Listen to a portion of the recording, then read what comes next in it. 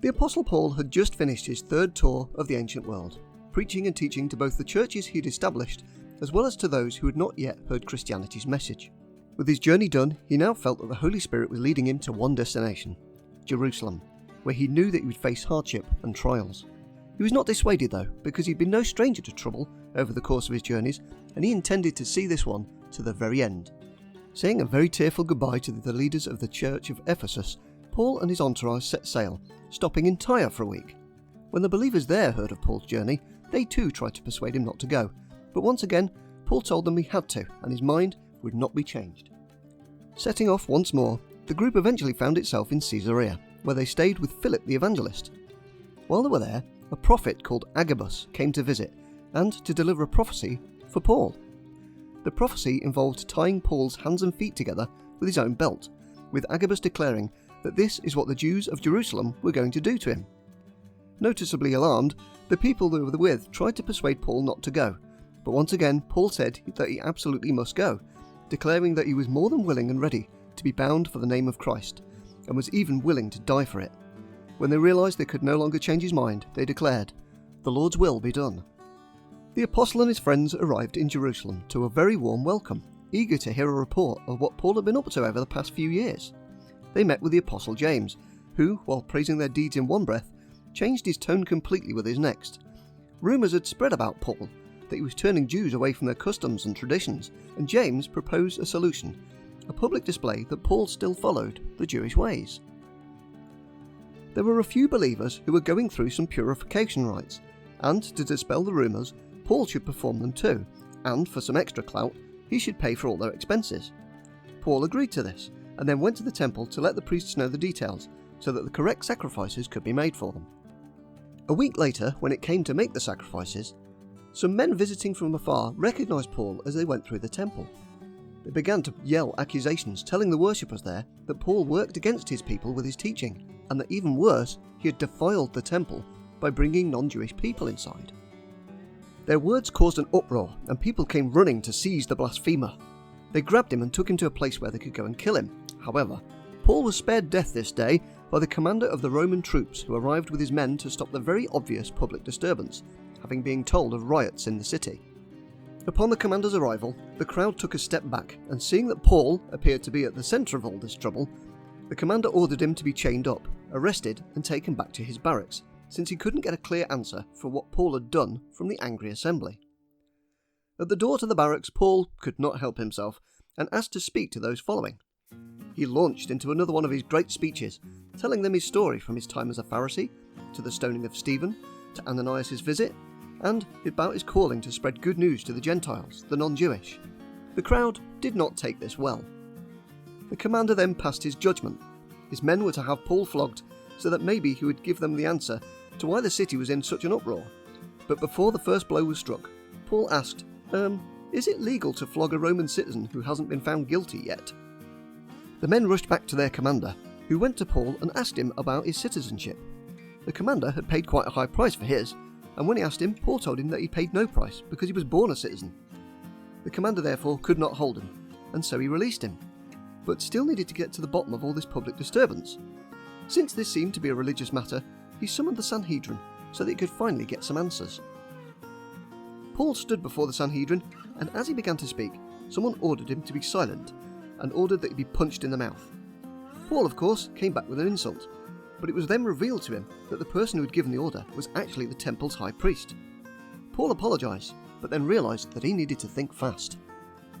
One thing stood out to him. The assembly was comprised of both Pharisees and Sadducees, so Paul played the card that he'd got in his hand. He declared that he was only on trial because he believed in the resurrection of the dead. This, of course, sparked a debate, since while Pharisees believed in angels, spirits and supernatural forces, including the resurrection of the dead, the Sadducees did not. Arguments broke out, and to keep him safe, the Roman commander had him whisked away. While he was in prison that night, there were a few amongst the gathering who had decided that Paul needed to die, and that they were going to be the ones to kill him.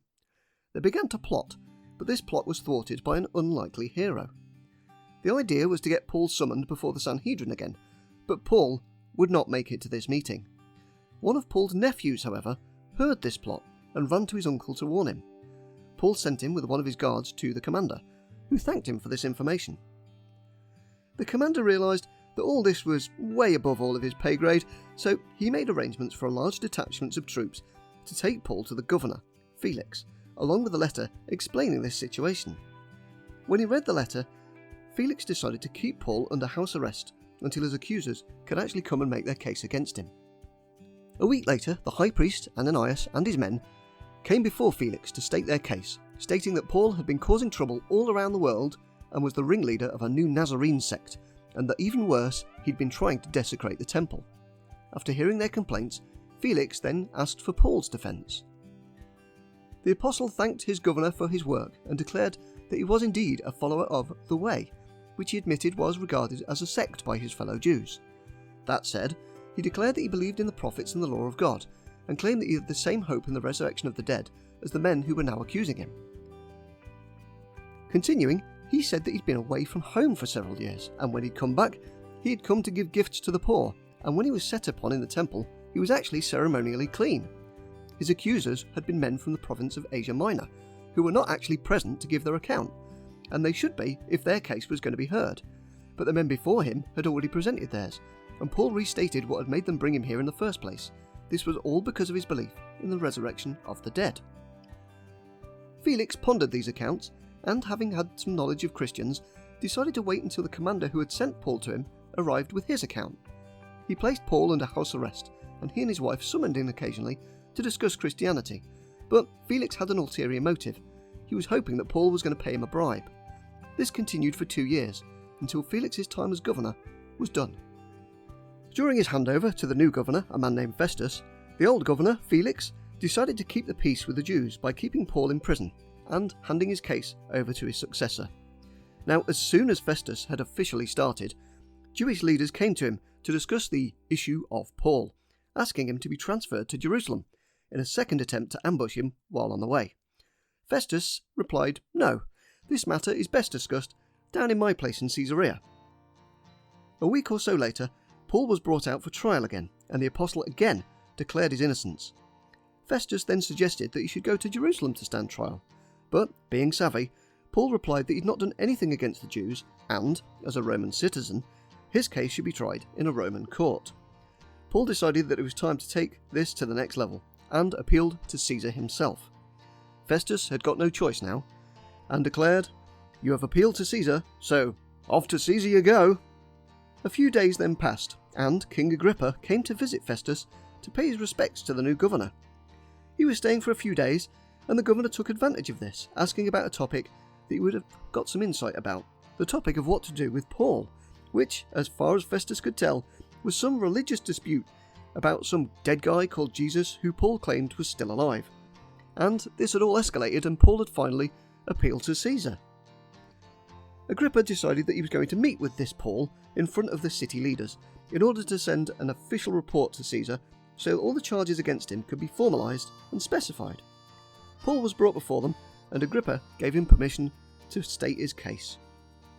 So once again, Paul recalled his story from his vision in Damascus all the way to the present day, appealing to Agrippa as someone who knew all about Jewish ways and customs.